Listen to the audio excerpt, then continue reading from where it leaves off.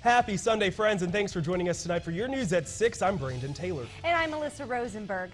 The Brunswick County Sheriff's Office says around 2 this afternoon, a helicopter spotted a body floating in the Shallotte River. Testing was done on the water that is seeping out of Duke Energy's coal ash ponds and into the Cape Fear River. The results are in. According to the testing done by the Waterkeeper Alliance, there are at least 5 different metals going into the river. It's not permitted or allowed, but it's happening all the time. It's first as we cover the Carolinas. You know, I gotta tell you, I've lived here for about 5 years, and today I tried my first Brits donut, and let me tell you, the hype is real. They are very good. Bad for your stomach, maybe, bad for the thighs, but delicious nonetheless. Yeah. I told you I wanted some warmer weather last week when it was so cold, and now I think you're finally listening to me, so I appreciate Put your that. order in and we deliver. I did. If it were only that simple. I know. Jerry, thank you, sir. Investigators say Richard Gore damaged his GPS tracking device, kidnapped a woman from a home in Little River, South Carolina by gunpoint, and raped and assaulted her at his home in Ash. Sheriff spokesman Jerry Brewer says the call originally came in at 11:23 this morning as a hostage situation. Mackenzie, the Creekwood community is still swarming with law enforcement officers after a sheriff's deputy was shot while patrolling the area. The traffic, there isn't a whole lot on Market Street right now, just a few stray cars and some snowplows, but guys, it's really dangerous conditions out there. The snow's not falling right now, but don't let that fool you. There is snow covering the ground. Now, if you're interested in adopting one of these adorable German Shepherds, all you have to do is contact the Brunswick County Animal Protective Services. It is a sea full of hairnets and high hopes here at Wilmington Christian Academy as students work hard to feed the hungry. We asked the sheriff if we could go inside the jail and see the conditions for ourselves, but he declined for security reasons, saying inmates could throw things at me. Teachers were seeing red as they walked united into work this morning. 18-year-old Rayshawn Hines is no stranger to the law. After spending a little over a year at the Dobbs Youth Development Center for robbery and other charges, Hines was released. But last month, he once again found himself behind bars, this time for a probation violation that he says is bogus. They locked me up for a bogus charge for a probation violation. I goes to court, I beat it. He says his probation officer was changed without his knowledge. So when he missed a meeting with his new probation officer, he was arrested. But he was released from jail after a judge ruled Hines did not violate his probation. Just days later, Chief Evangelist said this about his release. The visiting judge dropped the ball and released one of our worst offenders back out on the street. Evangelist also said now that Hines is out of jail, shootings have started up again. They let me go to get on TV saying I'm the worst criminal. On the day I got out, I wasn't shooting. I was in here in the bed. Hines says it was impossible for him to have been involved in the recent shooting because he was with his family at the time, and he says he doesn't even own a gun. The things that they said I'm doing, I have nothing to do with.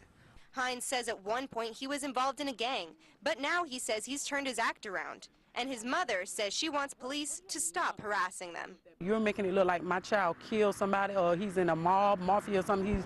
He's just doing this type of terror stuff. That aggravates me because that's my child for one. Yes, you're talking about. All we knew we was going, and all at one time the boat just quit. We hit a sandbar, and everybody went backwards at forwards. Eddie Almond rides the ferry almost every day, but Tuesday his trip turned out much different than ones before. I was at the back about 2 feet for the bathroom, and I was holding on to the rail, and whenever it locked up, I went back this way and hit the door. He says people were yelling for help, and some passengers were bleeding. Those who could help rushed to the hurt while they waited for more help to arrive. Everybody stayed calm and came together and helped out the injured until the Coast Guard got there. Everybody was just checking on everybody, basically.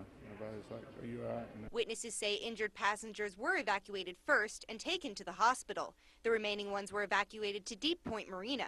Commander Center Chief for Sector North Carolina, Lieutenant Lane Monroe, says for future passengers, there is nothing to worry about. There is really no indication that there's a risk to mariners or risk to passengers that's above normal. And Allman says this crash will not keep him from riding the ferry. No, not really. There is no word on how the victim in serious condition is doing. Daniel? We're hearing now from a lot of people around here that there was an explosion of some sorts. Now I'm just going to step out of the way so you guys can take a look. And what we're hearing now is that the fire spread onto the 2 adjacent properties. Investigators are currently on the scene trying to figure out what's going on. One firefighter has been taken to the hospital. He was, though, conscious and alert, and they appear to be minor injuries, luckily. I've spoken to some people here.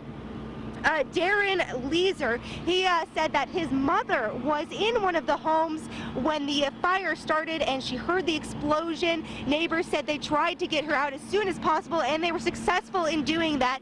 And he is very, very thankful that she was taken out of there because she is disabled and would have had a hard time getting out on herself. Now, we're also hearing, you know, that there was a big bang. You know, we're not sure what that's all about. So we're trying to figure out some more information. We will get that to you guys as soon as possible. Now, if you just look over here, I'm just going to turn the camera just a little bit. We've got some people here consoling each other. There's a cat that was in the home, and they found the cat. If you can see here, the woman in the white is the woman who was taken from the home. She's doing just fine. She was not hurt, but what we're hearing is that the explosion shattered the glass in her kitchen. Okay, good dog, good boy. God. While deployed in Afghanistan, U.S. Marine David Nilsson trained dogs to detect IEDs. Over time, he developed a close relationship with a black lab named Sunny. Me and Sunny's bond, I mean, it was awesome. I think with, you know, first time I met him to, you know, last time I saw him before I left Afghanistan, it was just something I felt, you know, was pretty cool. After 4 months, Nilsson returned home from duty, but he did not forget about his best friend overseas. Nilsson learned Sunny would soon retire, so instead of having him put up for adoption, he decided to keep him as his family dog. Nilsson filled out the necessary paperwork and hoped for the best. My chances were slim to none. Luckily, you know, two and a half weeks ago, you know, I got the call, I got the email saying, hey, you know, I get congratulations, we're gonna get to fill some paperwork out here and there, and you know, he'll be yours to pick up whenever. Now the two, along with Nilsson's 4-year-old son, live happily in Ogden. Ready? Okay. Heel. Sit. Stay.